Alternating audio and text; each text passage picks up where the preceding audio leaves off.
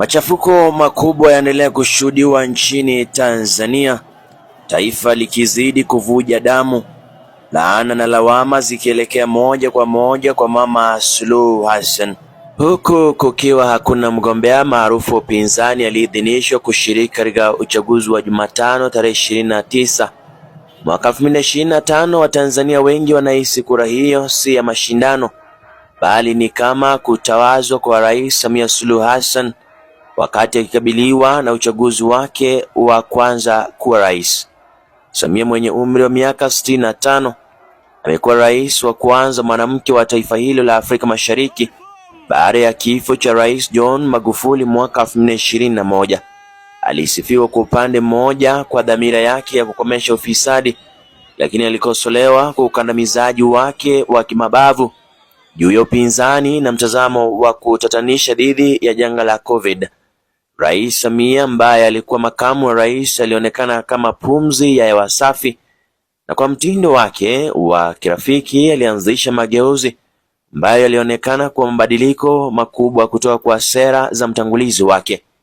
Sera yake yenye R4, yaani Reconciliation, Resilience, Reform and Rebuilding, maridhiano, udhabiti, mageuzi na kujenga upya, ilifungua tena Tanzania kwa wawekezaji wa kigeni, kurejesha uhusiano wa wafadhili na kuvutia shirika la fedha la kimataifa IMF na Benki ya Dunia.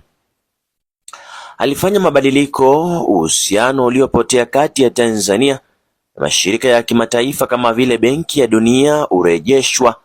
Mchambuzi wa kisiasa Mohamed Isa aliambia at BBC.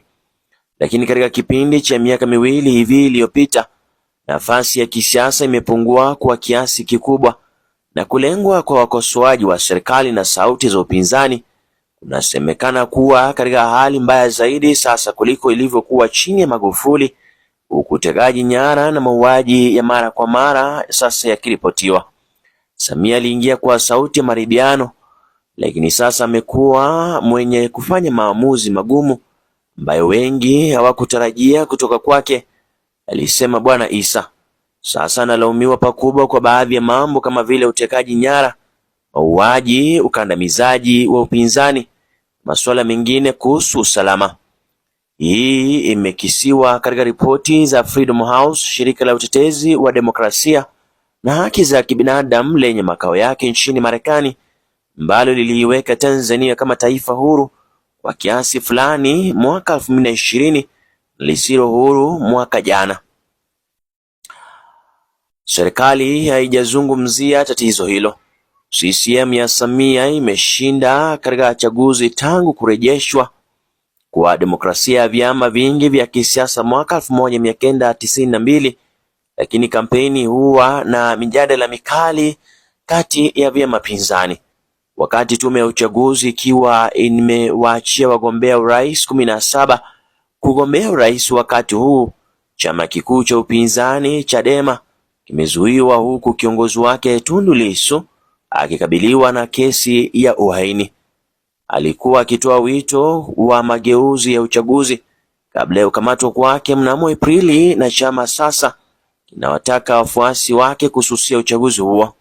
Makamu wake John Heche naye alikamatwa wiki iliyopita na aliweza kuzungumza na vyombo vya habari na kusema kwamba aliwekwa kizuizini, kwamba kile kilichoitwa mageuzi ya Rais Samia ni mambo yasiyo msingi. Ndio mikutano ya hadhara iliruhusiwa tena, lakini leo Chadema haiwezi kutekeleza wajibu wake kwa sababu ahadi zilikuwa za uongo. Wakati huo mgombea wa rais Lahana Mpina kutoka chama cha pili kwa ukubwa cha pinzani ACT Wazalendo pia ameenguliwa mara mbili. Alifaulu kurejeshwa ugombeaji wake na mahakama kuu baada ya kuzuiliwa kutokana na swala la kiutaratibu, lakini mwanasheria mkuu wa serikali alipokata rufaa mwezi uliopita, tume ya uchaguzi iliamua kuunga mkono upande wake. Hii na viacha vyama vidogo vya upinzani kama vile Chauma na CUF kwenye kinyang'anyiro hicho, lakini kiuhalisia kuna nafasi ya kumzuia Samia kushinda wadhifa wake wa sasa. Udhibiti wa chama tawala Kutengwa kwa upinzani na upendeleo wa kitaasisi kunadhoofisha uamuzi wa uchaguzi. Fursa finyu ya ushiriki wa umma na uhamishaji mdogo wapiga kura hudhoofisha ushirikishwaji wote, alisema mchambuzi wa kisiasa Nicodemus Minde katika ripoti ya hivi majuzi ya taasisi ya mafunzo ya usalama. Hii imewaacha baadhi ya wapiga kura kama mkazi wa Dar es Salaam Godfrey Lusana kukata tamaa. Hatuna uchaguzi bila upinzani dhabiti. Mfumo wa uchaguzi hauko huru. Tayari tunajua nani atashinda. Siwezi kupoteza muda wangu kupiga kura, alisema. Kama tume ya uchaguzi ingekuwa huru kweli, ningepiga kura. Hii ni kinyume kabisa na kampeni zinazoendelea kushika kasi kwenye visiwa vya Tanzania, ambayo nusu inajitawala visiwa vya Zanzibar ambako Rais Samia anatoka. Wananchi wa visiwani humo wanamchagua rais wao wa eneo na anayemaliza muda wake. Hussein Mwinyi wa CCM anatafuta kuwania muhula mwingine, lakini anakabiliwa na ushindani mkali kutoka kwa Othman Masoud wa ACT Wazalendo, ambaye amekuwa naibu wake katika utawala wa umoja. Katika kampeni za Tanzania bara, Rais Samia ametumia sifa za awali alizopokea kwa mtazamo wake kama mama kutaka kutawala kwa njia ya mazungumzo badala ya kuamrisha.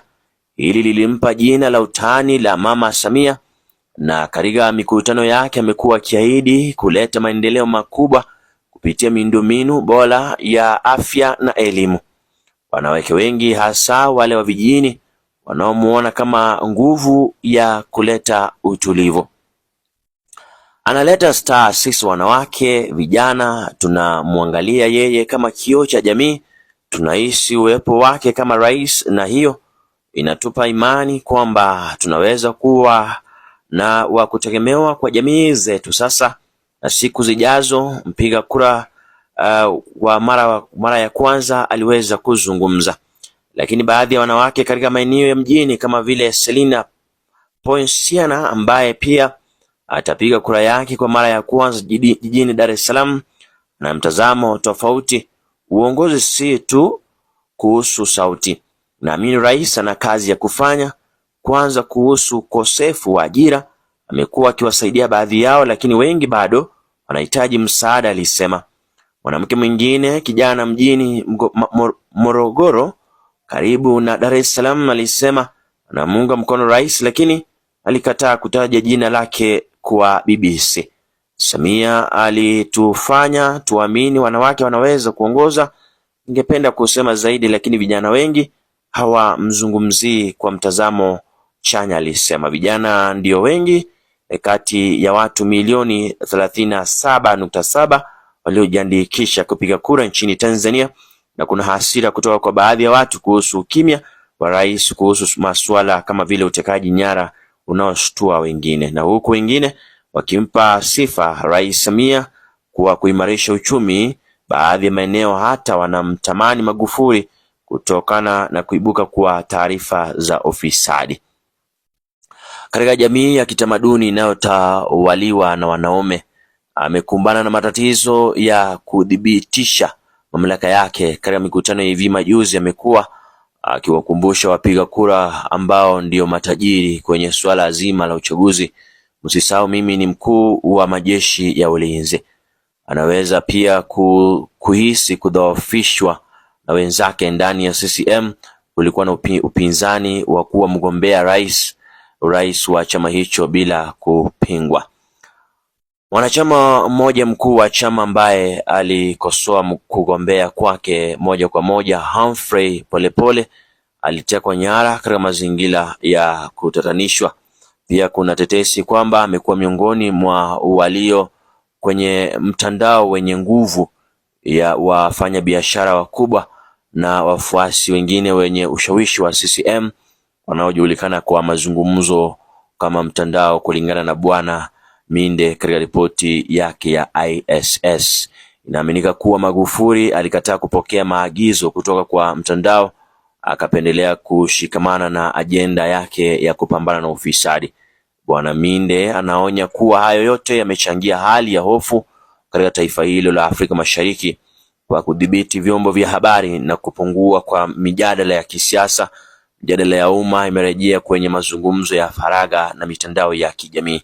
Wachambuzi wanaonya kuwa utengano na wa aina hiyo, hasa miongoni mwa vijana, unaweza kuathiri demokrasia ya Tanzania zaidi na kuleta matatizo kwa Rais Samia ikiwa hakutakuwa na idadi kubwa ya watu watakaojitokeza na iwapo maandamano yangejitokeza. Kwa Tito Magoti, mwanasheria wa wanaharakati kijana wa kisiasa, madai hayo ni rahisi kabisa. Tunataka Tanzania huru ambapo kila mtu ana uhuru wa kuzungumza, uhuru wa kutembea na uhuru wa kufanya chochote watakacho. Ndizo taarifa za hivi sasa. Tutakuwa na taarifa nyingine zaidi.